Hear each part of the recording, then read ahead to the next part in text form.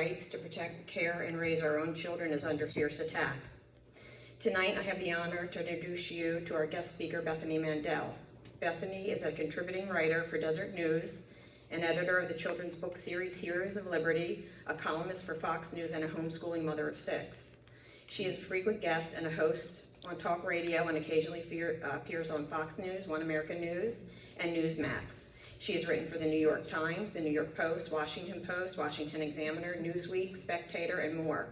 Bethany lives with her husband Seth and their children in Silver Spring. She is also the co-author of the book Stolen Youth, which is her topic for tonight. So without further ado, I'm going to introduce Bethany.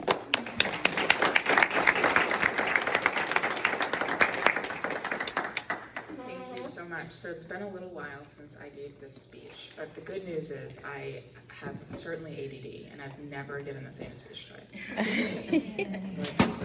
This will be unique, I promise. I can move this a little bit.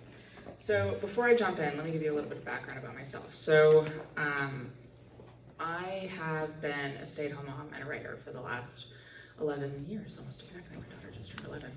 And I have not always been conservative. My mom voted the green ticket all the way down. And I was thinking, actually, I have a friend who's running for school board in Montgomery County, which I ran as well, and I lost in the primary this past year.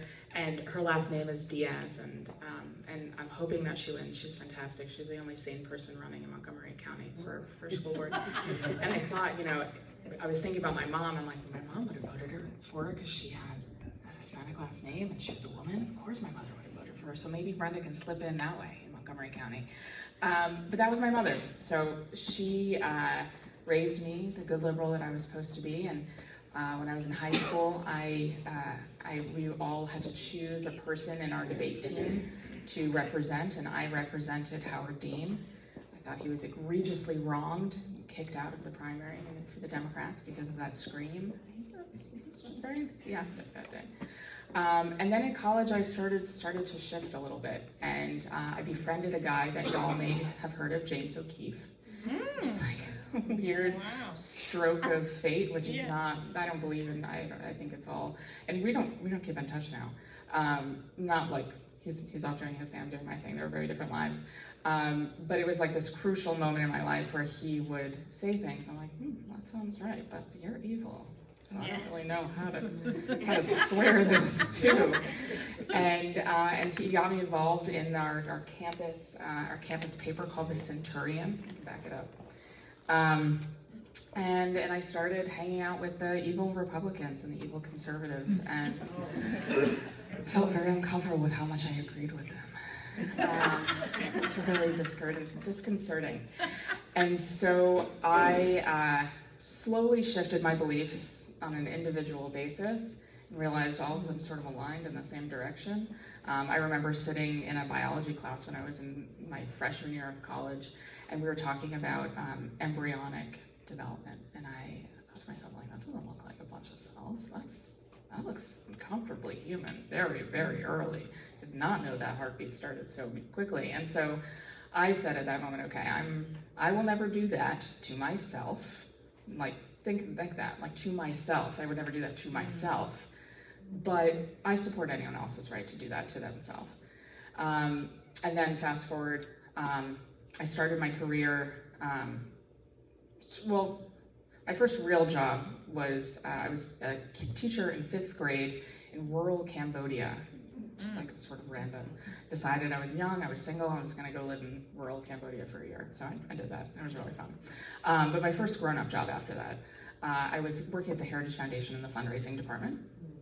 And then after that, I was poached by Commentary magazine, wonderful neoconservative magazine that poached me and my boyfriend at the time.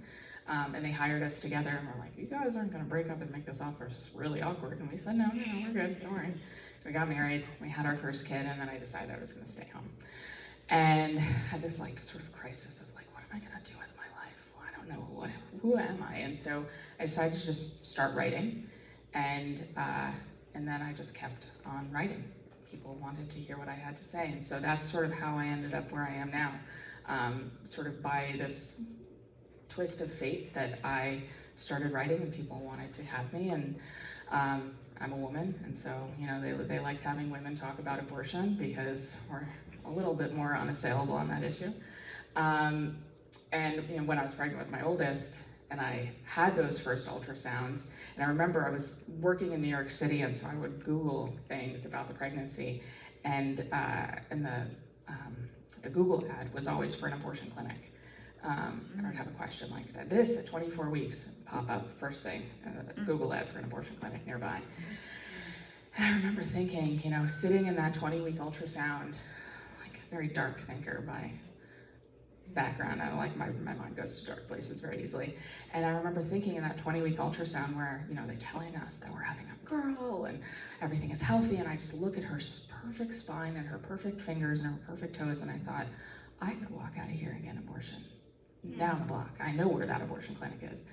And so I've talked, you know, a lot about those issues, but then as I became a mother, a lot of these topics, these like mommy topics, a lot of writers didn't want to touch because we didn't want to be known, and I say we because I felt like that for a long time, as a mommy blogger. And Keith Olbermann has called me a mommy blogger before, and very dismissively, you know, you're just a mommy blogger. But I noticed this trend, and so did my co-author Carol, who also was very reticent to be called a mommy blogger. And so we really sort of tried to shy away from these mom topics and hit the topics that were much more serious and much more important, like politics. And my husband's first job in his sort of conservative media career was actually with Andrew Breitbart. I don't know if y'all are familiar with that name. It's sad that I even have to ask that question anymore because he's not been with us for so long. But he started the Breitbart sites. He was such a brilliant, brilliant thinker. And he always said that politics is downstream of culture. And I have internalized that throughout my career. It's absolutely true. Politics is downstream of culture. And my co-author and I, Carol, have followed a very similar career trajectory. And what's nice about our relationship is that it was never competitive. And so I would write a column for the New York Post, and she would contact the editor and pitch the same idea, and vice versa. And it was usually vice versa. She usually got to it first. And we would never be like, oh, that darn Carol, oh, that Bethany, darn. It was always, you know, if an editor contacted me and asked me to write something, I'd say, no, I don't have time, but I know Carol would, and vice versa. So it was a beautiful friendship. And so we were looking to write a book together for a long time. And we were thinking about all of these issues. Carol sends her children to school, and I don't. At the time that we were writing this book, she was sending her kids to New York City public school. And then she fled New York City during COVID. And so I've always been homeschooling. Thank God, because my oldest was in kindergarten when COVID started, and so I'm very grateful that we didn't have that disruption. And so we decided to sit down and say, okay, is there enough material about this sort of what we feel is like a war on our children? Is there enough material in it for a book? Because we know what's happening in the schools. We know everyone's talking about the schools, but there's got to be more to it than that. So we sat down and we opened a Google Doc, a shared Google Doc, and we started just dumping links and anecdotes into this Google Doc. And within a week, we scheduled another call and we sat down next to each other and we were like, there's more than a book here. How do we even get into this? And so I'm gonna read you my speech, but again, ADD, so I'm gonna keep stopping.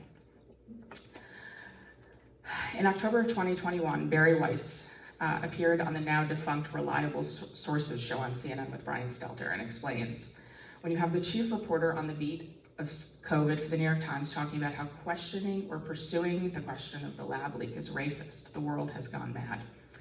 When you're not able to say out loud and in public that there are differences between men and women, the world has gone mad. When we're not allowed to acknowledge that rioting is rioting and that it is bad, and that silence is not violence, but violence is violence, the world has gone mad. When in the name of progress, young school children as young as kindergarten are being separated in public schools because of their race, and that is called progress instead of segregation, the world has gone mad. Barry was talking about the madness that's happening in the media world with the silencing of members of media and forced conformity of thought among journalists, but that same madness is coming for our kids too. Adults like me, you and Barry understand that the world is going mad and that it's getting crazier by the day. And we're watching a cultural revolution take place. And because too many adults are wise to the insanity, the revolutionaries are coming for our kids. And that's a tale as old as time. And see, this is me veering off of my speech. Carol, my co-author, is a refugee from the former Soviet Union, and she delves into the book about the parallels between what her parents fled and what we're experiencing now. There's a great deal of attention and a fair number of books focusing on wokeness in college and in corporations, but ours was the first book, now there have been more, to illustrate how the indoctrination is aimed directly at small children. They don't arrive in college and begin the brainwashing process there. We've been watching that brainwashing process happening on college campuses over the course of the last exactly a year. Many of them have been brainwashed since kindergarten or earlier. We wrote Stolen Youth to wake up parents about the indoctrination that's coming for their kids. One interesting anecdote sort of related to all of that is I was just sent yesterday a dossier of information about, speaking of that horribly racist rally at Madison Square Garden. I know everyone here is very disturbed by it. Lord knows I was. And there were a lot of Jews there. It was very uncomfortable how many Jews were present at that Nazi rally. A lot. Yeah, I was there last night and there was a ton of Jewish people. A lot of They were those dancing Jews. outside, they were dancing inside. Yep. So not like a Nazi rally that I've ever encountered, but it's 2024. So up the street at Columbia University, we have not heard from the people that are really worked up about that racist MSG rally, about what's been happening at Columbia University. The stuff that's been happening in Columbia has its roots in what we're talking about in this book.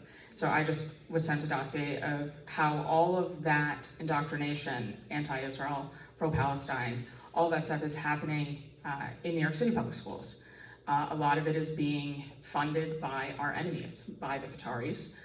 They're providing a lot of free resources, but nothing in this world is free. Everyone in this room, I think, understands that. And so, for example, the maps that they provide for free to New York City public school classrooms are missing a country. Any guesses what that country might be? Yeah, that's correct. So, yeah. So all of this stuff is happening in the K through 12 schools. So I'd like to share with you a story from the introduction of our book, From a Family in the Boston Area. And I mentioned in the beginning when I started talking that I don't believe in fate. I think that everything is sort of like not fate. Whoever you think is responsible for not fate, you can take that with you. And so we wrote this book, and our editor came to us and was like, you really need a stronger introduction. You need to open it with more stories. And I was like, I never want to see this book again. I am done with this book. I've closed this book, and I'm going to put it on a shelf, and I don't want to touch this book again. And she was like, well, it's too bad for you, because that's not how book publishing works. And so I was like, I looked for those sort of like anecdotal stories that really captured this, and everyone's stories are so complicated, and I can't distill these stories in 500, 600 words. And my editor again said, too bad. And so someone sent me a message the next day and was like, I have to tell you what happened to my child. And I was like, tell me about that. And I got her on the phone, and I'm going to read you what I wrote. Allison, a mother of 3 from the Boston area, had a daughter named Melissa who was already struggling a bit academically and socially in 2019 when she started 6th grade. So a lot of people, when they see the cover of our book, I don't know if you can see it, yeah, it's kids wearing masks. So everyone thinks it's about COVID. COVID was the catalyst. COVID was press the gas on everything that we're seeing here. And it also exposed a lot of the hypocrisy of these folks. So her friend group wasn't filled with the most desirable characters, and she was beginning to show outward signs of rebellion, like dyeing her hair and dressing in darker clothing. It took a turn when COVID did. It's like a line that I heard over and over and over. It took a turn when COVID hit. School closed on her birthday, and her beloved uncle died, not of COVID. And isolated in her bedroom on her devices, she soon began to spiral. Her mother said she stayed in her room all the time and it was dark and we didn't know what she was doing online, but we thought whatever keeps her busy while we were locked down. The return to school 2 days a week did not improve the situation, and in October of 2020, she discovered that her daughter was not only cutting herself, but also suicidal. Every single outpatient program for troubled youth was being conducted on Zoom. Even over 6 months into the pandemic, was widely understood to not put anyone under the age of 40 at significant risk, or any risk, honestly. Only one program was inpatient and in person, and Allison compared it to a prison because they had to drop her off there outside the gate and masked. The daughter was only supposed to be there for 10 days, but stayed for over 3 weeks. And then Allison, her mother, explained what happened next. Our daughter looked like she was in prison. She wouldn't really talk to us. The psychiatrist did all the talking for her. She was in a mask on Zoom with us, and in one session, the psychiatrist prompted her, "Alyssa, you have something to tell your parents?" And she sat silently, and the psychiatrist announced that her daughter was non-binary. And the parents asked, "Where is this coming from?" We were dumbfounded. It didn't sound like her. We knew that there were issues, but I don't know if she thought that it was an escape or a cool thing to do because she's watching YouTube or TikTok. And it just so happened, that 8 of the other children in the program were also non-binary. The psychiatrist kept recommending books and resources to help support Alyssa through her transition. Allison went on venting. She was groomed. We think that she was groomed to be this way because it came out of the blue. And so they decided, like, enough's enough. They brought their daughter home. She goes back to school. Everything was fine after that, right? Yeah. Her daughter came home, and they faced another enemy in their fight to save their daughter, the school. Allison explained, when she went back to school, the public school helped this process along. They helped groom her. They came to me and said that she wanted to change her name to Corey. We're going to look into changing her records. Her mother, Allison, refused, but it didn't matter. Allison explained, they will do whatever the kids say. They don't care what the parents say. She was Corey, and they used the pronouns they, them, and they didn't give a golly gosh darn what I said. That's not the words she used, but I improvised. So they decided to transfer their daughter to a different school and began the process of trying to deprogram her. And that's the words that she used, deprogram, and that was the correct word choice. The worst part about writing a book is that eventually you have to decide that you're done and go to print. I wrote this speech like 2 years ago, and golly, it's still true. Because on a topic like ours, news stories are coming out literally daily, and there's no clear endpoint to where you can say, okay, here's the final story. The assault on our kids is coming fast, and it's coming furious. So here's an example of a piece in New York Magazine that came out. So I'm quoting now. Because parents own their children, they can dispose of the child as they see fit. Sounds like every child and every parent you know. They can deny them evidence-based medical care. They can put a child to work. They can make sure a child is sheltered from the dangers of a serious education. When a child goes hungry, that's because a parent isn't caring for their property. And what a person does with their property is their right. There's so much to break down there. But this is how they view conservative parents. And it's interesting because I get a lot of online hate. And one of my things that I like to do in my free time, I don't have a lot of it, I have 6 children, but sometimes I like to respond to people, and I like to just engage them in conversation, and I will never forget one of them. He just sent me nasty, really misogynist, really hateful messages over and over and over, and I would just respond to him very kindly, and then one day I sent him a picture of my daughter's artwork that day. I was like, what do you think about this? And he had messaged me something really vile, and he opened up, and he started talking to me, and he's like, you seem very proud of your child. I'm like, yeah, I like my kids. So I had so many of them. I kept going because I didn't get a dud. And he explained to me, he had a very toxic, from his description, I don't think he was wrong, upbringing with very conservative Christian parents who cast him aside when he came out as gay. And so he carried that anger and resentment and anger of that rejection with him, and he superimposed it on every conservative woman that he encountered. And that's something that I experience a lot. And so, all of you here as members of Moms for Liberty, which if you're not a member, you should, because it's a wonderful organization, you're gonna get that. And my biggest piece of advice is to try to lead with grace, because the anger usually comes from somewhere pretty profound and pretty personal. And I have never met someone who espoused that level of anger without a really tragic backstory. So I just wanted to say that. But all of this is a figment of their imaginations. The fact that we see our children as property that we dispose of, and that we're starving our children, like literally starving our children, that is not something we're allowed to do. You can get CPS called on you, rightfully so, if you're starving your children. But they really think that that is conservative parenting, and that all of the treatments that they're trying to impose on children are evidence-based. If it were, then Europe wouldn't be pulling back all of this treatment. All of the way that they have handled gender dysphoria, they're closing those clinics. And it was interesting when we were writing this book. I talked to a lot of doctors, and 100% of the doctors said, "I just can't wait for the lawsuits to start, because that's the only thing that's going to stop this." And they compared it to big tobacco, and they said that the only way that they were really able to stop the lies about tobacco's harmless, it's cool, it's sexy, was when the lawsuits started.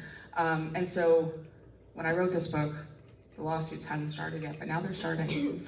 And the stories that are coming out are inspiring. The people that are putting themselves out there are really inspiring, and really deeply troubled people who entered into a cult. That compassion I talked about, like, I extend that compassion to these folks, because they were love bombed into entering a cult that maimed them permanently, physically, in ways that are really graphic and disturbing. If you've ever seen the pictures and heard the descriptions of what they've done to their bodies, it's deeply disturbing. And to think that all of this treatment is available to children in Montgomery County and Maryland are two of the worst places for this in America. So, yay, we live here. So the way that they talk about all of this stuff is how they talked about COVID, and this is sort of the parallels that we saw with COVID and sort of this ideology, and we call it woke ideology or progressive ideology, whatever it is. It's very radical, and they take the mantle of expertise. We are experts. We're experts on your children. We're experts on the evidence. We're experts on it all. And so that's how they are able to intimidate parents, many of whom don't know better, into acquiescing to all of this stuff. And so I compare our book to, I say it's like the beach read of James Lindsay. If you've ever tried to read James Lindsay's book, you're like, oh, this is really dense. Our book is the beach read of James Lindsay. You can finish it in a sitting. It's much more, I think, approachable, and everyone, all of them have their purpose. James Lindsay is a brilliant person that sometimes can be hard to penetrate, and so if you're looking to do that in an easier book, that would be ours. So the author of that New York Magazine piece that I quoted earlier, her name is Sarah Jones, and she believes that children don't belong to their parents, and that's a theme that comes up again and again. What's the famous Hillary Clinton line? Takes a village. It takes a village, and that was actually going to be that was like the working title of our book, "Take Your Village Off My Children." That was Carol's idea. It was good, but it didn't make it past the editors. So it's not a fringe view. In Washington State, we're seeing a law that would remove parents' ability to intervene in their children's medical care in some circumstances. It's called Senate Bill 5599, and it allows host homes for runaway youth to house youth without parental permission. That's called kidnapping. Furthermore, the host homes do not need to notify parents where their children are or if they're getting medical interventions. That's kidnapping. The protected care services included gender-affirming care, which for minors arbitrarily included anything prescribed by a doctor to treat gender dysphoria. One other frustrating part about writing a book is that sometimes a year and a half later, after it's gone to press, someone will come out with like an expose You're like, I wrote about that on page 65. So that's what happened. So in our book, we talk about how all of these hormones are available at Planned Parenthood. So that sense of disturbance I felt about being able to walk into a Planned Parenthood and kill my viable unborn children exists because fewer people are having abortions these days, which is great. But they needed a different business model because ultimately they're profit driven. And so they are now prescribing hormones to children with very little oversight. And that's something that really disturbs me because I used to be liberal, I can put that hat back on for a moment. And I'm like, okay, so on one spectrum, mental health care, which by the way, if you haven't read Abigail Schreier's book, you absolutely have to. It's called Bad Therapy. On one hand, everyone needs expert mental health care. Every single person has to be in therapy. And we have to fund those programs and expand those programs. But also, anyone can therapize, and anyone is a mental health professional, even a nurse at Planned Parenthood who has not been trained, even a teacher in a classroom. Anyone can do it, but it's all very, very important. Those don't make sense in the same breath. In California, a new bill allowed children as young as 12 to consent to mental health treatment or counseling without parental approval or involvement, and there was a similar bill in the Colorado legislature. And here in Maryland, or I don't know, is it Maryland or just Montgomery County? Yeah, it's in all of Maryland, right? Yeah, you gotta vote, guys. There's another one on the, where's my phone? It's right here. But anyway, there's a question on, it's framed as reproductive care. It's not just reproductive care. Yeah, so y'all should vote.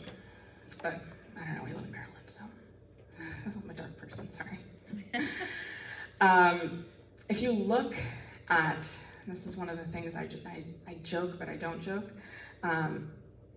If you look at birth rates by ideological persuasion, you'll see that it's not the progressives having the children.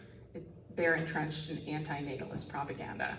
One of the things I talk about also, I'm a pro-natalist. I live it in my life. I had 6 of them. I always say the breeders will inherit the earth. Everyone should have 6 children. They're delightful, but also the breeders will inherit the earth. But they don't want to have kids. They have convinced themselves that children are bad for the earth, bad for your fun life. They're oppressive, they're terrible. And so their aim is ideological capture of a generation, but it's not their own children that they're looking to brainwash and to control. It's ours. And so, yeah, if you look at who's working in the schools and who's running for school board, I don't know about here in Howard County, but in Montgomery County, a lot of them have no kids or have 1 kid who's long out of the school system. I was the only person running in Montgomery County who had elementary school-aged children. And that's also because running for school board is terrible and I don't recommend it, but maybe you should. But it's very hard to do with young children. But I was the only person running in Montgomery County who had elementary school-aged children. And I thought that was important because Montgomery County made a lot of really stupid rules during COVID. And none of them understood how stupid they were because they didn't have little kids anymore. They didn't watch a kid trying to learn how to read on Zoom and then trying to learn how to read behind a mask with a teacher who was masked. And I think actually the teacher wearing the mask was the worst part because this was my background as a teacher. When you're teaching a kid how to read, and I was doing this today with my daughter who's in kindergarten, and this is my 4th child who I've taught how to read, the word bad in all lowercase letters is really hard as a 5-year-old because the B and the D look the same, but they're opposite. And so she reads it as dab. And I don't think she's dyslexic. All of my kids did dab for a while. But you have to show her this is a B and it makes a buh sound. You have to see the lips to understand that buh sound. And so teachers were trying to teach children how to read. I don't know how they did it. Well, they didn't do it. That's the bottom line. They didn't do it because those kids who were in kindergarten during COVID are now in 3rd, 4th, 5th grade, and they can't read. that scores are so bad. And they're like, what happened? The scores all plummeted. And as if they were ever good to begin with. They were not good for a lot of other reasons, but they went from like 45% of kids in Montgomery County could read on grade level to now it's in the teens. And it's only gonna get worse. Because when you are in kindergarten in 2020, my daughter was in kindergarten in 2020, and you're in 4th grade in 2024, if you can't read your science textbook, you not only don't understand how to read, you don't understand your science textbook anymore. And the catch-up that you do is really profound, and in order to do that catch-up, they have to admit that they messed up, and they can't do that, and they won't do that. And so, unfortunately, Montgomery County, save Brenda, who's the only sane person running for the Montgomery County Public School Board, they're gonna get more of the same, unfortunately, and kids in Montgomery County are gonna suffer. It was why I ran as a homeschool mom. Like, why would I do that to myself? But I did it because I was a public school kid, raised by a single mother, and if I had been in kindergarten in 2020, I would never have logged on to Zoom. My mother never would have been able to be there to even force me to do it, and I would be in 4th grade without the only thing that I loved doing in 4th grade, which was reading. It was the only way I could escape. It was the only way I could learn. I skipped a lot of school. My school district actually changed the regulations about attending school because of me, because I missed so much school that the rule was you have to make it up, and then it doesn't count as an absence. And so at the end of the year, I always graduated with like a B+, A-. And so my mom would argue, which she shouldn't have done. She should have let them hold me back and teach me a lesson. She'd say, well, she didn't make it up. And if you didn't document it, she wouldn't have a B+, A-. So obviously, she must have made it up. Did you document it? No, you didn't document every absence? Well, that's a you problem. And so they kept passing me, but probably not for the best. Anyway, in Stolen Youth, we make the argument that this ideological capture is coming from every corner of a child's life. And this was the tricky part for us when we were writing the book, because we thought, you know, it's happening at schools, but where else? And so this was the Google Doc that we started dumping things into. It's happening in visual and print media, and even at the hands of medical professionals. I have a piece coming out in the Washington Examiner magazine next week about the publishing world. And this was, I think, one of my favorite chapters to write, because I found so many willing participants to talk to me about, wow, how frustrated they were with the publishing world. And I talk about this in the piece, both in the book and in the piece for the Washington Examiner, how frustrated they were with the publishing world because it has become so focused on identity instead of just good literature. I was able to talk to an editor at one of the top children's publishing houses in the country, and I talked to agents and writers and editors, so across the board.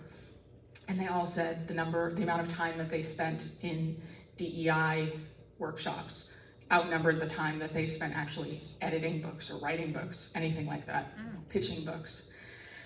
And all of them lamented in some fashion what they thought was the most frustrating part of that was, the edits that they had to make it publishable, which was very frustrating for them.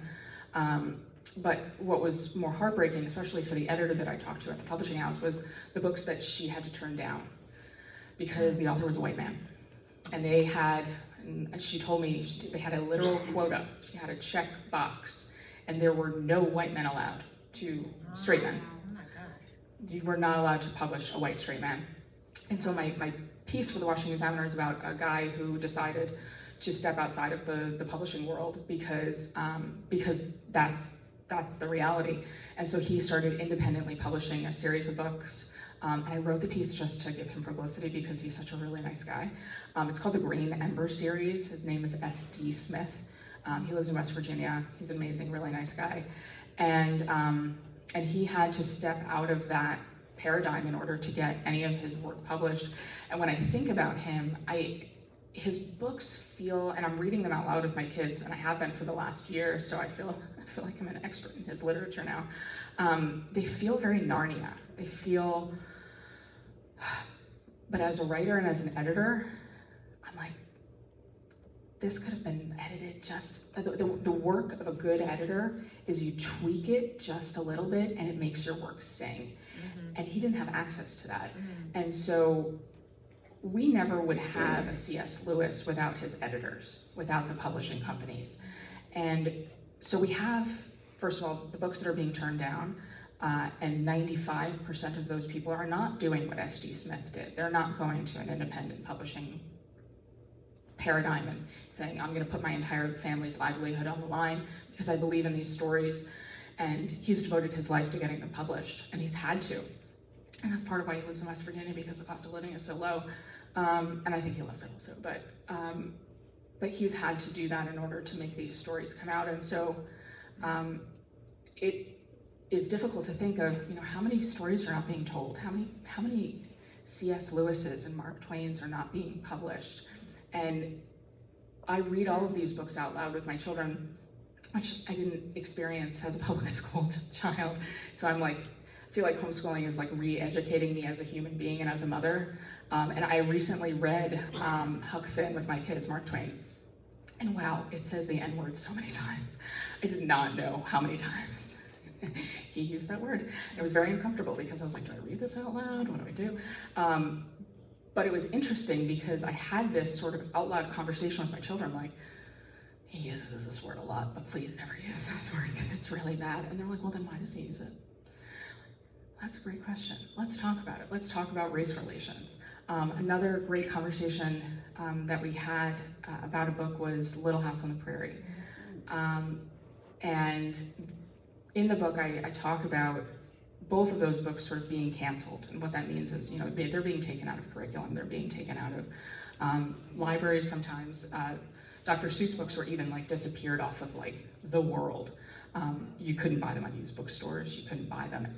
You couldn't rent them from the library anymore because whoever got the first dib just said that they lost the book and then they never returned it, because now it's really, really valuable because they don't exist in the world anymore. So I was talking to them about Little House because we were reading Little House. And in Little House, Ma says, there's the only good Indian is a dead Indian. And I don't even think she says the word Indian. I think she uses a slur there. So she really meant it. And again, I said to my kids, please don't say that because that's a really mean thing to say. And I said, well, why do you think Ma said that? Why do you think she feels that way about the Native Americans? And we've spent, we're actually going back into it again. We're spending a lot of time on Native American history because it's really interesting. And I was like, so you guys know about sort of Native American history. Do you think that's true? Do you think that the only good Indian is a dead Indian? And they were like, no, that's a terribly awful thing to say. And I was like, yes, okay, I'm not doing a terribly bad job if you think that's true. And I was like, but think about, well, why does Ma think that? And you learn about sort of the intersection of, these settlers that came into a land and both perspectives, how, the Indians felt about it and also how these, colonizer people thought about it as well. And then I thought, well, let's rewind to that book called Long Winter. And if y'all haven't read through, I hadn't read before I started homeschooling, so no hate. Little House is really solid literature.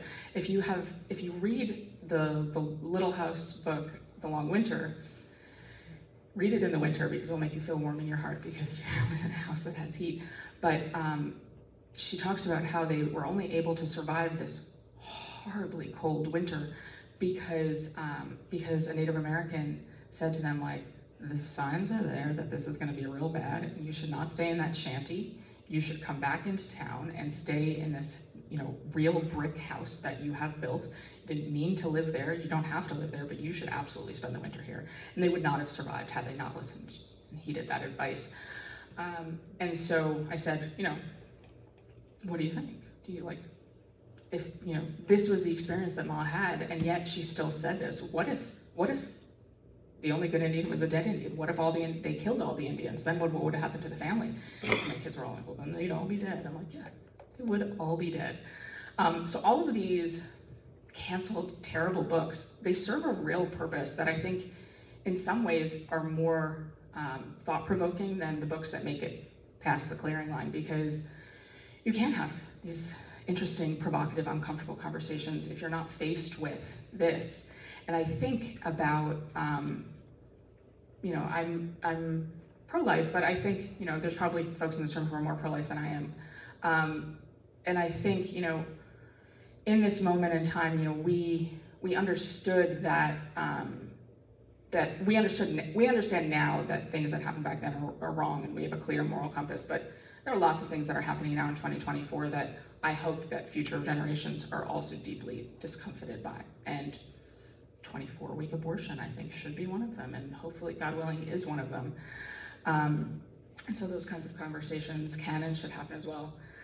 So we talked about in visual and print media, but I think that the most disturbing chapter that I wrote was actually about medical professionals and how this ideology. I mean, I'm a homeschooling mom. I screen most of the stuff that my kids consume, although I'm much worse at it than I used to be. I'm able to sort of keep my kids in somewhat of a bubble away from this stuff. That being said, they heard me promote my book, so they know all about this stuff anyway. But the medical professional stuff is what really scared me, because I'll tell you a story, and it's in the book, but basically there was a medical conference that was happening about neonatal care for neonates that are born extremely prematurely, clumps of cells that uncomfortably look like humans at 24 weeks. And so this conference was about how to give those children adequate care. And so a panel was announced, I think it was on cardiology, maybe it was on pulmonary, I don't remember, but a panel was announced, and the panel was all white old men. And the panel ended up being canceled because there was a Twitter mob that came for that conference and for that panel, and they said, well, all you have is white men, and all you have is old white men, and you have to be more diverse. And so the conference were like, but they're the experts, they're the really, really good people, that's why we chose them. And so they were faced with a choice, like, I guess we're gonna have to have a quota system where we only choose the doctors who talk about this, who are like X, Y, or Z. We can't do that right now because the conference is in like 2 weeks. And so they just decided to cancel that cancel that panel at that conference. And so in the short term, especially when it comes to medical care, changes happen pretty rapidly. And so in the short term, all of the doctors who were present at that conference were then a year behind on the continuing education where they should be, because all of the advancements that problematic panel would have talked about, they're not talking about. So all of the doctors are learning things that are a year outdated, or not a year outdated, their knowledge is a year outdated. And then moving forward, any other medical conference who are surgeons, who are anything, they're gonna look at their panel and not choose the experts who are giving advice and all of the expertise based on merit. They're giving it based on quota system. And that is really scary. As a parent who if you have a child who is vulnerable medically, you want the best of the best. You really don't care who is the most diverse or the nicest. Like, I saw a really mean doctor today. I'm like, but he was good, so whatever, it is what it is. And that's the case across the board, but in the field of medicine as a parent, that's something you can't opt out of. So one of my favorite quotes is Donald Rumsfeld, the known knowns, the known unknowns, and the unknown unknowns. The unknown unknowns on that front is one of the scariest sort of components of that, because we don't know who isn't making it into medical schools. And one of the longest passages in our book is actually, I quoted a guy who, thank God he was gay. It was the only way he made it into medical school because he was a white man. But he sent me the essay questions for every single medical school in the country that he was applying to, and every single one of them, the secondary essay questions were basically a screening test for, do you hold our worldview? And if you don't, then you're not allowed into medical school. And so there's that screening process that happens in medical school, and then there's that screening process that sustains through medical school. One of the scary things that happened during COVID, was that, what was the medical, so this same source told me that, so now he made it into medical school, he told me that they made anatomy, I think it was anatomy, optional, but the DEI stuff was still mandatory. So, medical school, yeah, he wondered that too.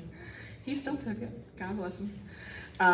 So one interesting thing about COVID though, is about how COVID opened the eyes of millions of American parents about the ideological instruction, which is really the brainwashing that their children are being subjected to. And it certainly didn't resemble the serious education that Sarah Jones was asserting was being provided in public schools, and the dismal test scores that we're seeing further fuel parental distrust of what kind of inequality of education is happening in government-run schools. And the fact that Moms for Liberty really came on the map during COVID speaks to that, because it was the only organization that was saying the thing that you weren't allowed to say, that like maybe cloth masks on a 5-year-old doesn't make much sense. I was very outspoken during COVID, and I would get private messages from CNN anchors, like private DM messages on Twitter from CNN anchors, multiple CNN anchors, who were like, yeah, I have a kid in 2nd grade and you're absolutely right about the mask. I'm like, so why don't you say that on national television? They declined to do so. But Moms for Liberty were the only Nazis that, agreed to say the unspeakable. I can make that joke because I'm Jewish. It's fine. I'll talk about how I'm a Nazi later. The subtitle of our book is about how radicals are erasing innocence, and we're seeing every day how they're doing their best to eradicate innocence. We're watching pornography being placed in school libraries. You have one of those books back there, Genderqueer, and children's book authors like Judy Blume defending it. And that to me is like, ooh, that's the worst part, honestly. In their imagining, children can consent to puberty blockers and surgical mutilation, and now even sex. It's recently come to light that the International Commission of Jurists with the United Nations published a report claiming that sexual conduct involving persons below the domestically prescribed minimum age of consent to sex may be consensual, in fact, if not by law. So just to translate that, the United Nations thinks that adults should be allowed to have sex with minors. That was something that I really struggled with writing this book, because that is the end point of these arguments. What do they call them? Minor attracted persons instead of pedophiles. Because you might want to destigmatize pedophiles. I think we should stigmatize pedophiles. It's apparently not supposed to do that anymore.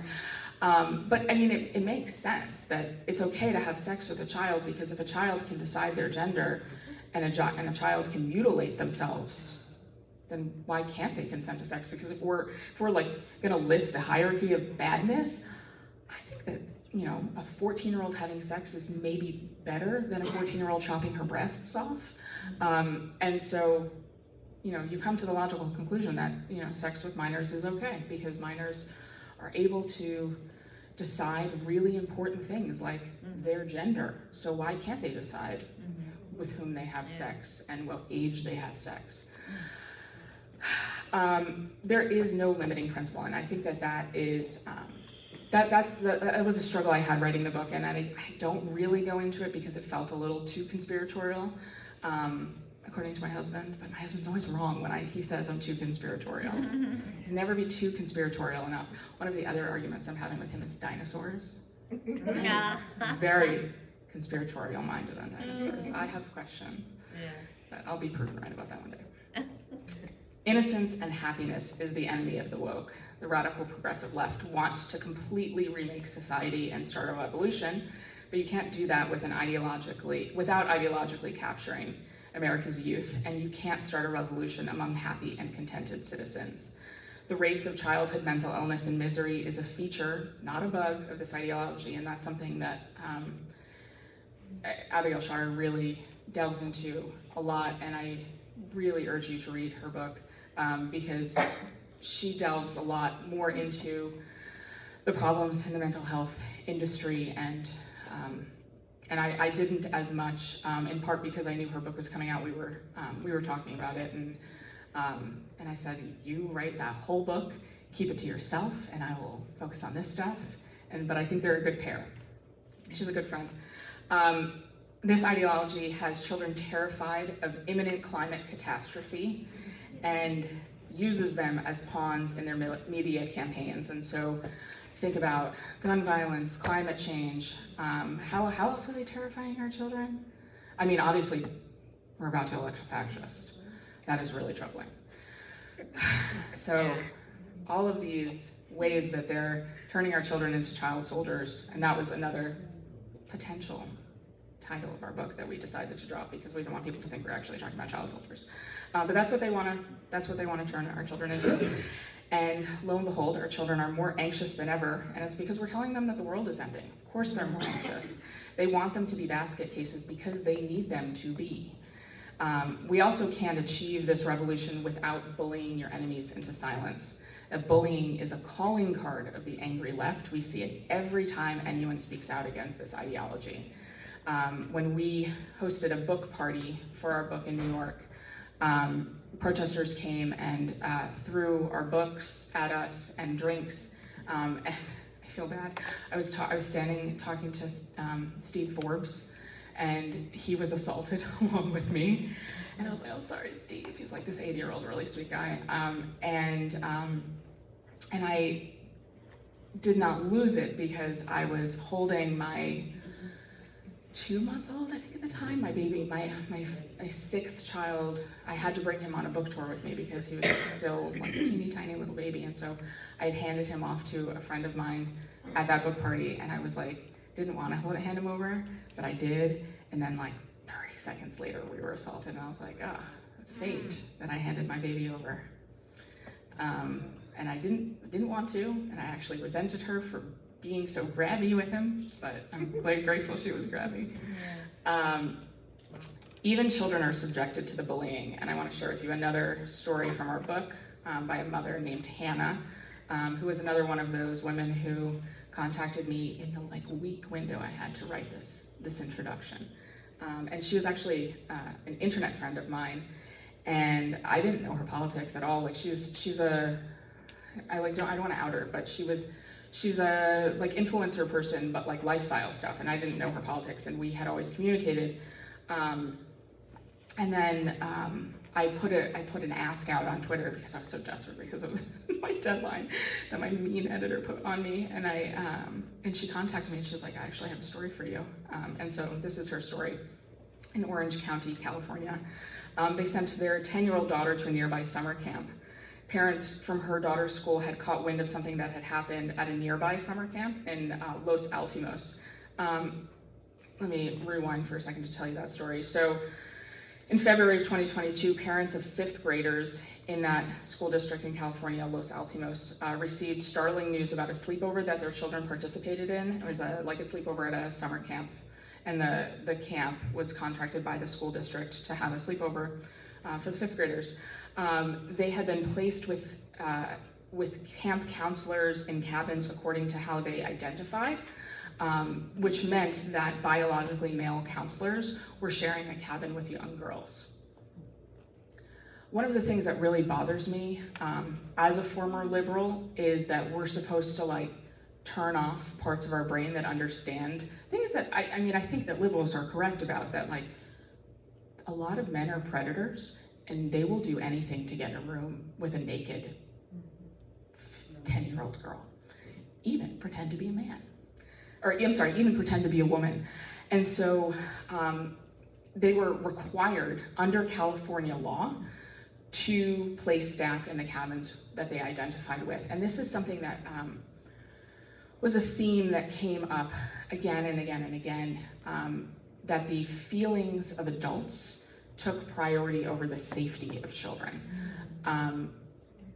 It happened in COVID during this, but this is a really, really big safety red flag. And so Hannah, which is not really her name, she sent her daughter to a nearby camp, and she approached the school district and said, we know that this is California law, and we know that it happened in Los Alamos, so we want to make sure that that doesn't happen here, because if it is going to happen, we're not sending our children on this school trip. And they were told, absolutely, your child is safe, you don't have to worry about it. And they sent, and I quote the legal jargon in the book on page 15, you can read it. And they sent her the email, and then they sent her the jargon, and she thought, and they wanted her to think, that your kid is not going to be placed in a cabin with a man. And so she sent her daughter, and then her daughter came home. I forgot this part. They told the parents that the reporting of what happened to the children in Los Alamos was fake news. You're just a paranoid MAGA in California, in Orange County. Very rich district, by the way.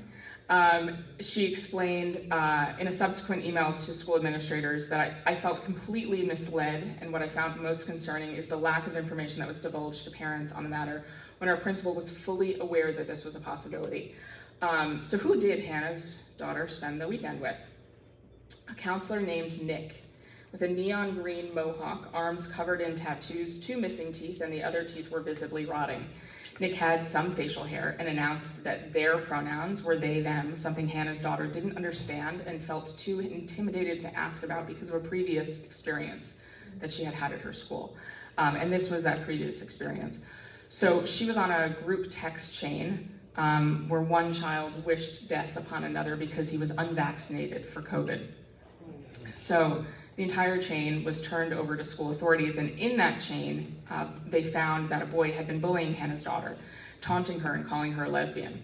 That was an insult, right? I mean, who's the bad guy there? I think it's the boy, because you're not supposed to use lesbian as an insult. I even know that, and I'm a Nazi. As a way of retribution and standing up for herself, as young children do, Hannah's daughter threw the insult right back at him and called him a gay boy. And so, because she committed this offense, she was stripped of her title as class president, which was humiliating and devastating. And so, when Hannah asked her daughter, why didn't you say something to the teacher or the principal when you were uncomfortable at summer camp with Nick, your counselor, she said she was afraid that she was going to get in trouble again because it had literally just happened. And when she tried to explain her side of the story during the previous incident, the principal didn't listen. Why would the principal listen now? And so Hannah's daughter got the message loud and clear from the school. Issues related to gender and sexuality are something that you need to keep your mouth shut. And again, as a former liberal who thinks that men can be bad more than we'd like to believe, telling a young girl that if she has this like little voice inside of her that says, this is dangerous, I feel unsafe, that she should quiet that voice, that is, every single woman just made that sound.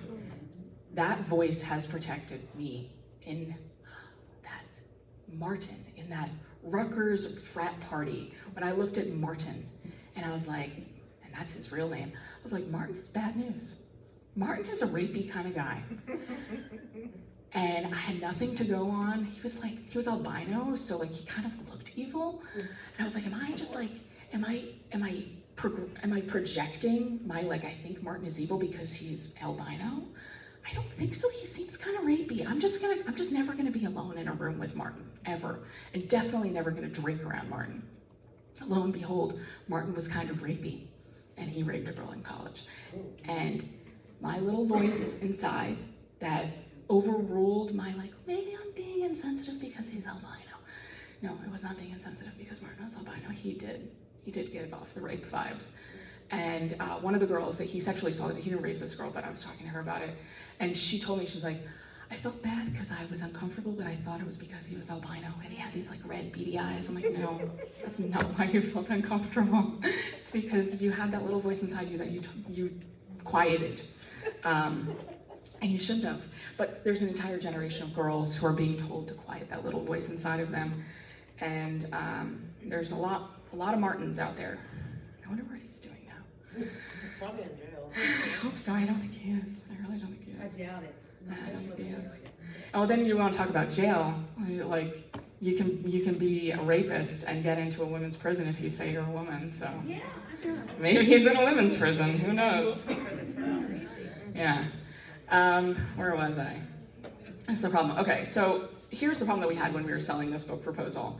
And it was actually funny. Abigail Schreier is part of the reason why we had a hard time selling this book, because her book was pulled off of shelves of booksellers right when we were pitching it. So Abigail actually made it harder to sell her book, because editors saw what was happening to her, and they were like, oh, not editors, but like sort of the publishers, and they were saying, we don't want to buy a book and give you an advance and have you write it and edit it and all these things if we can't market it, if we can't put it into stores. There's another book, When Harry Became Sally, that is still like mostly not available. And so we had one editor who told us she wanted us to tone down our book and take out the fight message. And we were like, oh, that's not who we are as two Jewish New York women. And we knew, and she even said, she's like, your book is gonna be a bestseller as it is. Like, it's a barn burner, but I'm gonna have a hard time selling it internally. And so that same issue that we observed with publishers in the children's realm was the same situation that we were gonna have selling our book, that they were afraid to publish a barn burner because they were afraid of it getting canceled. So we decided, we're gonna shelve the book. We're not gonna tone down the fight message. That's not even a book we want to read, let alone write, let alone be talking about a year and a half later, which is what I'm now doing. So we decided to just shelve it, and we were gonna move on. And then the Daily Wire came to us, and they had caught wind that we shelved it because the editor of the Daily Wire was an editor of a different publication, or a different publishing house that offered us like $10,000 for the book, and we were like, no, that's not interesting. So she moved on to the Daily Wire, and so she had read the book proposal and was like, I think that they never sold it because they didn't want to tone it down. Daily Wire is not the people who tone things down. And so Daily Wire purchased it, and we're very glad. They welcomed the fight, and we're very grateful for it. We wanted to arm parents with the knowledge of the enemy that are facing American families who share this urge to fight. And unfortunately, I think not enough do, because they're not aware. Which is where our book comes in. Everyone should read our book. It's The Beach Read of James Lindsay, so they are aware. In our conclusions, we each give our view of what fighting looks like in our houses. In my family, we've largely withdrawn. I say we went Galt. We homeschool. I screen a lot of stuff. Again, I'm not as good as I used to be. There's just so many of them, and they read so much.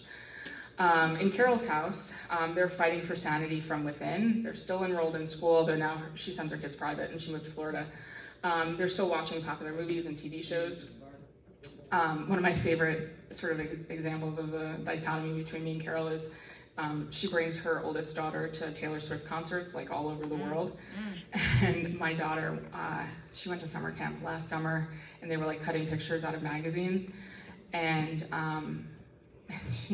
there was just like a pile of people, and they didn't have names on them. And I think she was 10. She came to me and she's like, there's a lot of pictures of this like one blonde girl. Is this Taylor Swift? I was like, yeah, there it is. I'm so glad that you were not really sure. And we went on this like camping trip last summer, and she said that she could tell which songs, because they had like a loudspeaker, and she could tell which of the songs were Taylor Swift because all the preteen girls would start like, oh, and she's like, I bet that's Taylor Swift. And I'm like, I think it is. But all of our kids, and collectively we have 9 of them, are amazing. My oldest daughter is slated to marry her middle son still. It's funny because it's like become like a weird thing that my oldest daughter is like, can you stop, please? It was funny for the first like year. We're into like year 4 of this joke, but it's not a joke. We have the blueprint to raise emotionally stable and resilient kids in the face of this madness. Kids who are able to resist this campaign that are being waged to capture their generation. And we hope that our work can help other families do the same. There we go. I was on the phone with one of my best friends, and she gives speeches a lot. And I was like, they gave me like 60 to 90 minutes, and she's like, there's no way you're gonna be able to fill that in like I'm gonna tell her I went to 80. Yeah. Anybody have It's any because I can questions? ramble. I'm really, really good at rambling. This speech, I ran it through ChatGPT, and I was like, how long does it take to give this speech? And it was like 14 minutes. But I'm good at rambling. Anybody have questions? Yeah, so I'm gonna open it up to questions. I'm gonna drink some water. I think. Where'd my water go? Oh, yeah. I'll start. Yeah. Bethany, and you know, being in Moms for Liberty, our biggest challenge is educating the public. Thank you all for coming. This is the ultimate question. How, and that's our mission, is to educate. And of course, when we do outreach, even when I engage with protesters on the Howard County Neighbors United, which is 10,000 plus, they are uneducated. Yeah. What is your recommendation on waking neighbors, outreach at the fair? Is there a magic bullet? What is it going to take? So I don't think that there is. I mean, you shared with me a little bit of your personal story, and I think that telling those personal stories is what is most powerful. There's a lovely book that I just reviewed called Hannah's Children. I reviewed it for the Washington Examiner. So if you look at like my byline, Washington Examiner, it was like a week or two ago. And I'm a pro-natalist, so they asked me to review this book. And her book is basically pro-natalist propaganda, but it's not. It's just telling stories of people who decided to have large families. And their lives are really nice and really meaningful. And telling those personal stories, I heard from the author and I heard from people who read the book, was the first time that they even considered having a large family, was because they saw, you know, what is it in real life. And I think the inverse can also be true, that if we share the personal stories of what animates you and I think brought you to where you are with the amount of time and effort and energy you spend on this topic, it's because you have a personal connection to it. And so those personal stories I think are the most profound. And I think if you're thinking about like low-hanging fruit, most people are not going to come to a Moms for Liberty meeting on a Monday night. Our lives are very busy, and I think everyone here is particularly driven and unique and interesting and amazing, with a lot of probably stories that led you to be here in this moment. But I think that the lowest hanging fruit is not having the Facebook fights with the radicals. First of all, I think these conversations are best had in person, because you can have more nuance. It's harder to yell at someone and call them a Nazi to their face. And I don't do it as much now, but I mean, I have Sabbath meals where I have people over in my home with whom I disagree on politics, and I find it much harder for the two of us to spar online, because I know that they've sat at my table, and it's really hard when someone has played with your kids to like yell at them on Twitter after that. And I do that on purpose. I want people to see me as human, and I want to see people as human. And then, you know, I get to learn their backstories because everyone has a backstory. And so, but the lowest hanging fruit, I think, is the people who just don't know. There's a parable at the Passover Seder where it's like, you know, the son who, the four sons, and I think that the son who you have the best chance of reaching is the one who doesn't even know how to ask. And it's the people that don't know, because a lot of this stuff, people think that, and we talk about it a lot in the book, like especially that story about California in the summer camp. When we wrote this book, people didn't know that the policies of their kids' summer camps, and they didn't know the laws impacting their kids' summer camps. And I've heard from a lot of people that one of their biggest takeaways from my book was actually like summer camp policy, because they started asking their kids summer camps, like, what is your policy on gender? And a lot of stuff is like, you know, if someone leaves stuff at the door, like, I don't care what this person calls themselves, whatever. Like, if they're a good math teacher, they're a good math teacher. But a lot of the times they can't leave it at the door. They are activists. But I care very much what you call yourself if you're spending the night in the same cabin with my daughter or son, because you're not right in the head if you're dressing. I'm just gonna be honest with you. So that is, I think, a dividing line for a lot of parents. And I unfortunately, I think, we're seeing a lot of lawsuits happen against doctors. I think, unfortunately, we're gonna see a lot of lawsuits against summer camps. I think that there's gonna be rapes, and I think there have already been rapes. And I think once those stories hit the mainstream, I think that there will be a reckoning. And there's a lot of it happening already that people are like, well, that's not what we believe. And I was like, it is. It is. And they're trying to distance themselves because it is a deeply unpopular worldview. But, I mean, the reality is the reality. And I think that once these stories come out, and the stories need to come out, and that's a tricky part, though, because a lot of people don't want to tell their stories publicly because it impacts their children's privacy. And I appreciate that. Like, I don't talk about my children publicly. I've never posted a picture of my children's faces on the internet. I don't say my children's names. And there's things that I want to write about my children, things that have happened to them, and I won't, because my kids are human beings who are deserving of privacy, and they didn't choose to be born to a writer, political activist. But there's things I want to say. So it's a hard line to ride. Yeah, I encounter parents on a regular basis that are afraid to say things because they don't want retribution on their kid. And my daughter experienced some of that because of who I am. Yeah, no, me too. My kids have been uninvited to birthday parties. Yeah. The whole gamut. Yeah, it really sucks. Yep. Yeah. I just wanted to congratulate you on your book, and then, pray for me. I'm trying to work on a girl who says she wants to vote yes to that number one problem. And I was outside. We had a block party, so I was talking about 3 or 4 last night, all at one time. And not only that, I had the Christmas boxes and everything going with me. And then I also represented that, and I said, you should vote no. Yes. I think everybody should have the right to be able to do whatever they want. I'm like, did you read the full bill? Yeah.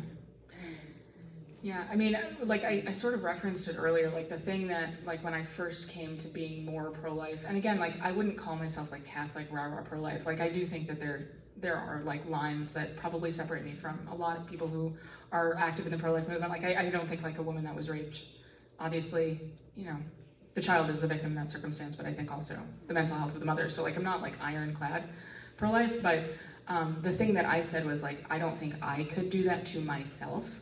And I realized when I was pregnant with my oldest, like, I'm not doing it to myself. I'm doing it to her. I'm doing it to someone else who has a heartbeat and who is reacting to like outside stimuli. And so, I mean, when I was her age, it sounds like she was young. That was who I was. Like my mom, again, I told you that like my mom was super duper liberal. And she was no more liberal than on abortion. She aborted probably 5 of my siblings, is my guess. And I wrote an anonymous piece for the Federalist many years ago about like my aborted siblings, and like now as a 38-year-old grown woman, my parents died when I was in my teens, and I talk about that in the book. I went through that experience alone. I'm an only child, and I would not wish that on anyone, and that's why I had 6 children back to back, because I wanted my kids to have that gift of siblings. And I think that hearing those personal stories is a lot more impactful than talking about it in a more general sense on like a policy perspective. And I think that that's where conservatives and Republicans get it wrong on pretty much everything, is that we are more logic focused, and it's hard to tell the stories. And like if you think about like Texas, they were able to tell those stories, or I think North Carolina is actually a better example, because the story that they tell about the woman who died, she died from a botched abortion. J.D. Vance is so good at calling liberals out, and if they lose, then it might have been worth it just to watch all the press that JD Vance has done over the course of the last 2 months, because he calls them out on their BS better than anyone I've ever seen. But he didn't do that during the VP debate. He was questioned about that abortion story, and I wish that he had said on national television, like, that story is BS. That woman died from a botched abortion, and like, I think that she was a Black woman, and this is a theme. And like, God, I wish I could have prepped him on this question, because in maternal care, I'm like red pilled on so many things, and maternal care is one of them. Your outcomes as a Black woman are really bad, really, really bad. Amber in North Carolina. Yes, it was. She was given an abortion pill, and the baby didn't vacate, and so they didn't perform a DNC, and that was medical malpractice. No. So that's what he should have said during that VP debate. But telling those stories is what they're good at, and it's not something we're good at, unfortunately. Yeah. I was gonna ask you if sometimes you find that your audience isn't necessarily the person that you're talking to, but someone who's listening on the edges. So maybe you're having a discussion with a person, on social media or something, and whoever that is just gonna dig in. But you've got people on the side who are like, oh. Yeah. So it might be like, you feel like, oh, I just had this fight, but you don't know, like, there's these people on the side going, That ripple effect, yeah. oh, I never thought of that. Yeah, no, that is powerful. And you're right. I mean, I hate getting in these internet arguments, because I did it too much in my 20s and early 30s when I had more time. But you are right. You are right that people are hearing information for the first time, because there is a blackout on so much information in the mainstream. And so they're not going to hear that, like, that woman that died from a botched abortion. She didn't die because she didn't have access to abortion care. And that's what they call it, abortion care. But yeah, I mean, telling those stories so that other people can read is really powerful. And that was something that a doctor shared with me. She was having like fights online with other doctors during COVID. And not about COVID actually, but there was like a real silencing of medical thought during that time. And so they were having arguments about like pretty pedestrian things in these like listservs. And she would have people message her privately, much more, like to multitudes more than people were clicking like on her comments saying like, you're actually right. And it was stuff like she was the one that told me about the surgical conference that they shut down the panel, and she was like, maybe that's not a great thing. Maybe we shouldn't be celebrating that. And so she got so many messages after that that privately backed her up, but no one had the bravery to publicly stand up and support her. And so she was, the dissenting MAGA voice. That's a MAGA. Yeah. It gives us hope. Like, there's some. Yeah, I mean, I feel like I'm not the person to ask what gives you hope.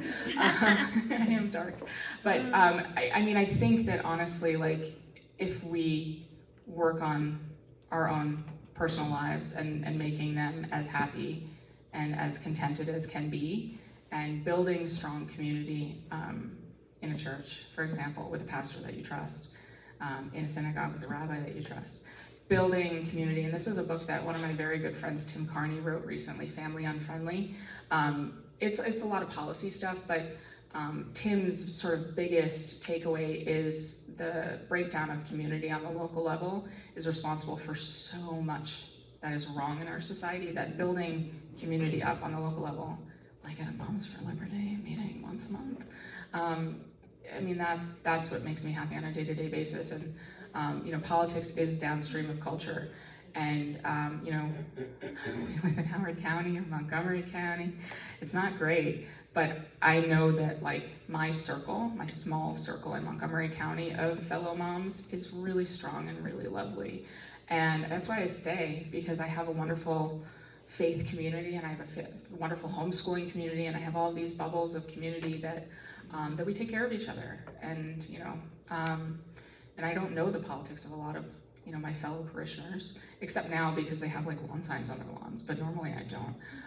But seeing people, as human beings instead of as people, I think, what I'm saying, instead of identities. And I think that's what's really toxic. Because if I chose my friends just based on their identities, I wouldn't have the, wonderful, one of my best friends from high school is like this lesbian black doula who gives abortion care like north of New York City, and she's my my best friend from high school, and we're still really good friends. And like we've had hiccups for sure over the years, but I find being friends with her makes me better at what I do, because I see what she thinks and I see what she posts, and I disagree with it, but I still love her as a person. So that's a good way to follow sort of progressive thought, because I follow her. Curiously, how, on the lawsuits, how are they being received at this point? Are they being turned back? Are they starting to contemplate, is there legitimacy in? That's a good question. I know that there's fear on the part of doctors that wasn't present before. I'm thinking back, and not just fear, but also they're able to use it as an excuse. And so I spoke to like 3 pediatricians who they told me when we were writing the book that their biggest fear was having a kid come in with gender dysphoria because they didn't feel like ethically they could follow what was medically indicated. And now they can say to their practice, I'm afraid of getting sued. I can't do that because I'm afraid of getting sued. And so they're able to sort of use that as cover for not giving this care that they feel is unethical and immoral and unsafe. And so I think that that's good. And it's actually funny, I'm a participant in a lawsuit against Montgomery County Public Schools on like several items. And one of them, so there's this really interesting situation, I don't know if y'all are familiar with it in Montgomery County, and it created like a really interesting dichotomy. The public schools, Montgomery County Public Schools, mandated gender inclusive readings all the way into kindergarten. With the kindergarten book was called Cry Puppy. If you look in the glossary, it's like bondage, like really disturbing stuff. And so the parents who were actually leading the way on that charge were Muslim parents. And I became friends with a lot of those parents. And it's actually been really interesting post October 7th, because I became friends with all these parents, and now like this huge elephant in the room is there. And so it's been a really interesting, like, so I ran for school board in Montgomery County, and one of the parents in this like majority Muslim chat said, I would vote for RuPaul before I would vote for a Zionist. And, but oh my God. The number of messages that I got privately off that chat that were like, I will vote for you, even though you're a Zionist. I would not vote for RuPaul, who is basically who I was running against, was the female equivalent of RuPaul. She like wears like all rainbows and everything. She's gonna win.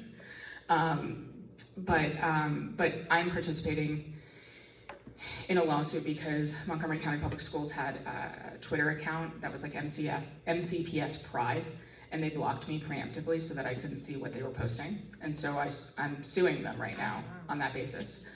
And also suing them along with another journalist because when they were having all of the meetings with the Montgomery County Public School, like the Board of Education meetings, they blocked people from being able to come in the room. And me and my fellow conservative journalists were blocked. That's a violation of Open Meetings Act, in my opinion. So we're suing on that basis as well.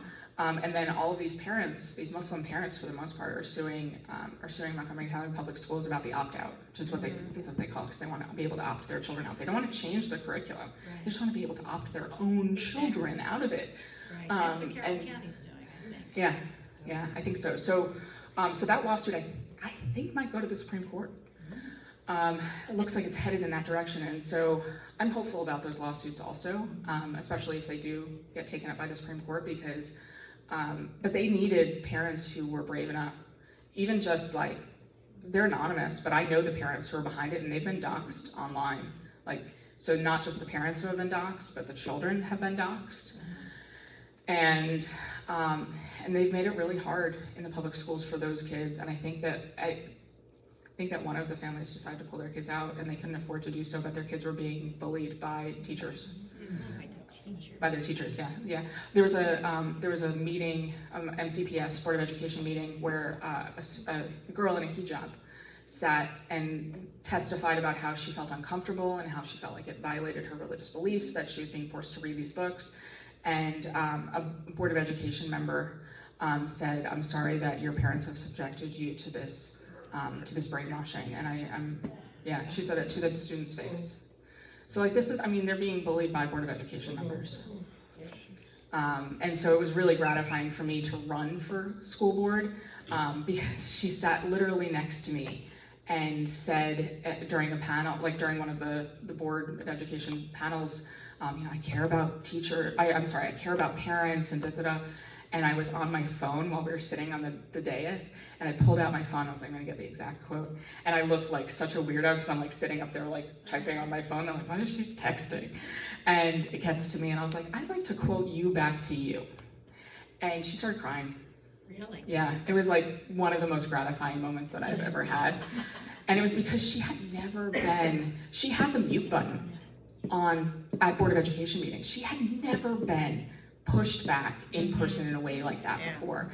And so, like, yes, the lawsuits give me hope, but like, we also need more people who will just call them out publicly. Right, don't be afraid. Yeah.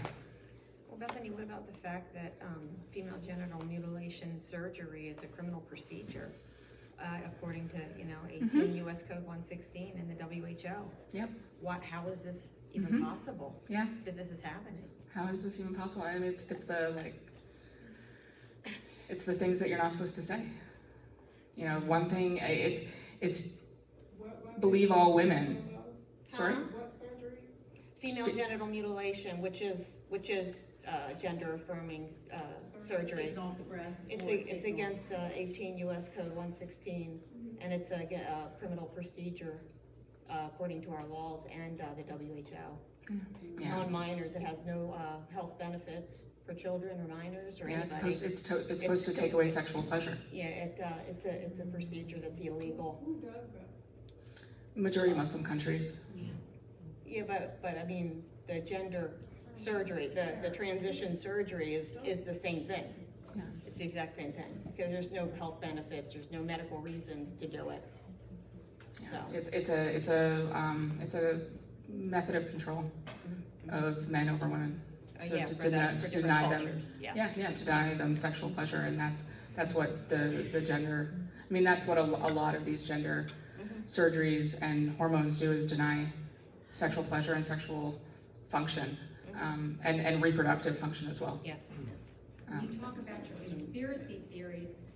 My thought is with so many things that are happening in our culture, from the interesting changes in the food, the vaccine. I mean, I'm looking at Hopkins. And Very RFK of you. With the vaccine, and I could go on forever there. I'm a patient at Hopkins, and I have had a very adverse reaction to where I lost memory and had to be hospitalized immediately after the vaccine. But I worked in medicine too. And it was foisted on me very aggressively by a Hopkins doctor. But she had told me prior to that they were going to be looking at hydroxychloroquine. And if you don't know what that medication is, it's a very inexpensive medication used very widely globally to treat malaria. Very, very inexpensive. 50 cents to make a course of treatment of hydroxychloroquine. And that's what Hopkins was going to be studying at the initiation of the outbreak of COVID. And then all of a sudden, COVID comes out, and the president talked about he was treated with hydroxychloroquine, and he had recovery. And then all of a sudden, it became very vilified in the media. Yeah. And it was taken off the market, and they tried to deny me. I have lupus. They tried to deny me the course of my standard treatment of care because of this press thing. But there is a Dr. Marty McCary who talks against the vaccine and pro hydroxychloroquine and other courses of treatment. And here's this Hopkins doctor who doesn't even recognize her own colleague, who is out there very publicly speaking against, and in medicine, you know, some of my former bosses, they're all backtracking now on the COVID vaccine. So to go with your theory, I really do believe that a lot of these things that are happening in our culture, the vaccine, the movement to indoctrinate our children to hate their own sex, and mutilating the kids, and all of these things, if you encourage 400% increase in 1 year, the COVID year, an increase of trans people going into trans in Montgomery County alone, documented by Johns Hopkins. I think that sexual confusion is to reduce the population, and I think that is one of the central purposes of some of these people that are pushing all of this, is because they are anti-populist. Yeah, they're anti-natalist, yeah.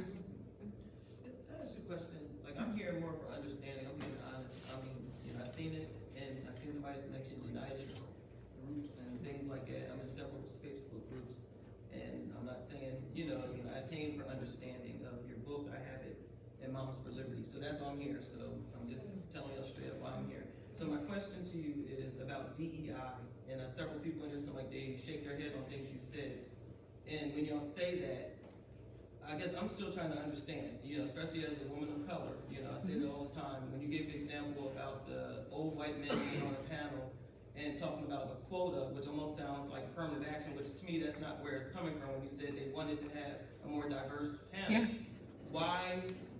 What is the problem with having a diverse panel? Because you said they're all experts, but I'm quite sure there are experts of all races that should do the same thing.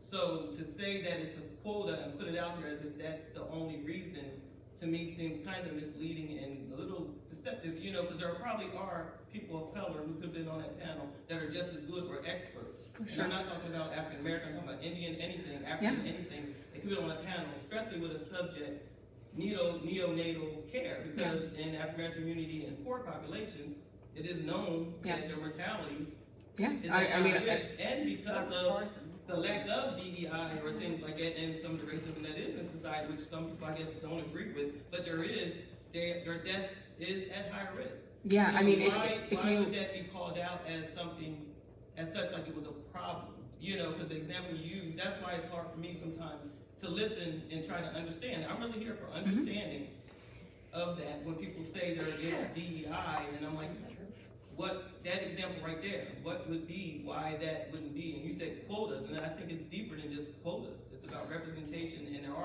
that's as if they're saying only old white men are the ones who are the experts. So in this circumstance, I'm just trying to understand. So there are more babies who are born who are too premature because of many reasons that are children of color, mostly Black children. A lot of it is to do with poor outcomes for Black women who are pregnant. And I've written about this before, that if you are, like Serena Williams, the tennis player, I wrote about this. She had the experience where people didn't listen to her because she was a Black woman. That was her perception. And the data seems to indicate that that is true, that she had a poorer outcome, even as like one of the most rich, famous, powerful Black women in the country, because they didn't listen to her. And so the data indicates that that more women died. The maternal mortality rate is much higher for Black women. So that good friend that I talked to you about, who is the lesbian doula in Westchester County, I think she lives in, I don't remember. She has educated me a lot on this stuff, and she sees a lot of women deciding to have home births because they don't want to subject themselves to the hospital system. But in this circumstance, so I think that we're like in a similar place mentally. In this circumstance, the Twitter mob that came for this panel, which was like a surgical panel, I think it was like I don't remember, I have to look it up. It's like a surgical panel. The Twitter mob that came for it was actually like all white women, and they wanted the panel to be diverse, but they didn't care about the qualifications of the individuals who were on the panel. They just wanted a Black woman, a whatever. They wanted to have not white men on the panel. But they chose that panel based on seniority and amount of expertise treating children who were, and that was race blind. They weren't looking at race when they were deciding who had the most expertise and who had the most hours in a surgical room. And I think that that's how it should be. Like, the end of the day, I want a doctor treating my child who is the best at their job. I don't care what they are. I don't care anything, as long as they are the best. And they chose that panel based on the people who were the best. And they took away from that experience of having to cancel that panel at the last minute, that they couldn't just base their decision-making process on what was a meritocracy. They had to decide, maybe this person should be on the panel, even though they might not have as many hours and as many good outcomes as this doctor, because they fit a box that we now feel like we have to fill. And that impacts patient care for every single attendee of that conference, because, and for future conferences, because they're not choosing based on merit, they're choosing based on external factors that are identity driven instead of expertise. Do you have any more information about that particular situation, or what school, or where it was? Or Yeah, it's in the book. It's in your book too? Yeah. Okay, I have your book. Yeah, I have it here. And so I'll have to look and see. It should be in the endnotes or reference. Or Yeah, it would be. So it's in the medical chapter. In the medical. Okay, Yeah. I'll relook at it and just double check and understand, because that kind of Yeah, it's chapter 5. Okay, because that threw me off on what you said when you said the quota thing, and I'm hearing you explain it, but it's still okay. And I have one more other question about the DEI, was when you said about the school, which bothers me too. I have medical professionals in my family. When you mentioned about medical school and anatomy versus DEI and why that's important, and I'm also a veteran, so first of all, I'm gonna say that first. So when I hear people say DEI like it's new, again, that is not new. It feels like it became new to the whole general society. But if you've been in the military, even if you go back to Vietnam, other things, there was a lot of racism, a lot of things got evolved, and because of that, that's why equal opportunity and all that stuff came to be in the military. So I'm just trying to understand, when people say it's a big thing and it's not important, even in the military they looked at that, on different things with race and different identities and things like that, and trying to understand everybody also worked in mental health. So I understand about counseling. If you have a Black client versus an Asian client or a white client, those cultural differences are important. You can't just cookie cutter their mental health, because some things I say, like somebody's blue, some people say they didn't understand blue was a feeling. It was a cultural thing, so we had to explain it. So having cultural differences and the diversity, it made sense. So that's why I came here too, because I hear it from people that are like a lot of moms religious words and people are reading that say they're not understanding why it's important. So that's why I just wanted to hear from you and even anybody else to try to understand why people seem so against certain things, when it comes to that particular area. Yeah, And I mean, at the end of the day, like it's new. there are cultural benchmarks that are helpful to have someone with whom you share a culture. For example, I have a friend who is an Orthodox Jew, and when she talks about, because I'm an Orthodox Jew, so most of my friends are Orthodox Jews. Jewish as well, from the military and around the world, so I'm very diverse in my population of friends. Sure, me Muslim too. Friends, Jewish, like you said, Yeah. Zionists, I got a little bit of everything. So I've told her she needs to leave her therapist and find an Orthodox therapist, because her therapist doesn't understand her. But when I have someone, for example, flying my plane or operating on my child, I want that person to have been chosen on their merits. I really don't care who they are, what they do in their bedroom. I don't care. I want someone who is the best at what they do. And sometimes, in the example that you gave in therapy, the best at what they do, you do have to decide that that person is the best therapist for an Orthodox Jew because they are a fellow Orthodox Jew. But in a context like a surgeon, the page is 147, by the way, this story. It's the American College of Surgeons was the medical. In a case like a surgeon or an airplane pilot, I think it's like United, right? That was the problem with United. I want someone who is the best at their job. And I don't ever have to see them. I don't care what they are, but I want them to be the best at their job. And that is the crux of why people are so uncomfortable with DEI, because it places the prioritization on identity instead of expertise and merit. And that is deeply disturbing from someone you want the best of what they are. Well, I think the other thing too is it's not diversity, it's diversity equity, not equality. So they want equity of outcomes. Everybody's made differently. We all have different gifts and talents.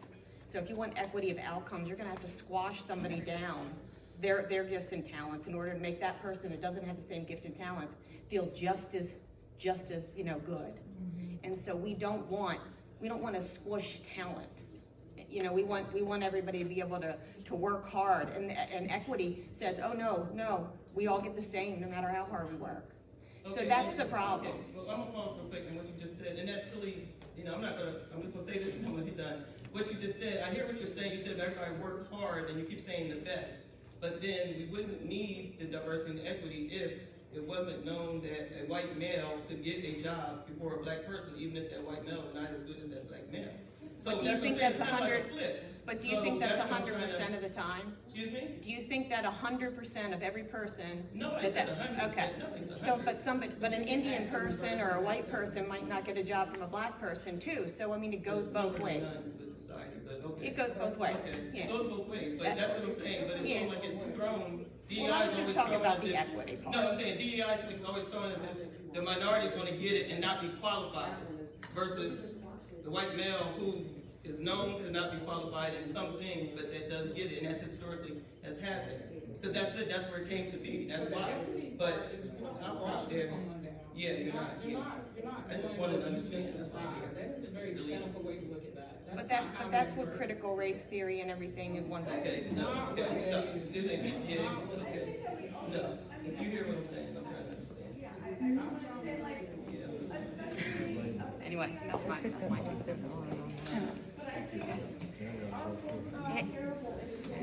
I think we're gonna wrap it up. We're gonna wrap it up, and please join me in giving Bethany a hand, and thank you very much for coming.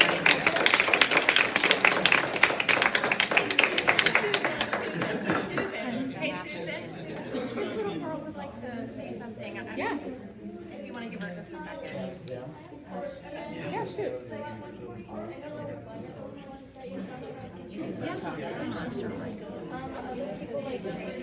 Guys, we're gonna let Bethany talk to anybody that would like to stay behind and speak with her. Thank you for coming. Thank you for staying in this fight. Keep coming. I'll see you there. Courage. Don't be afraid. I came because of the material that I'm seeing, libraries and schools. I have an 8-year-old granddaughter, and I have a 10-year-old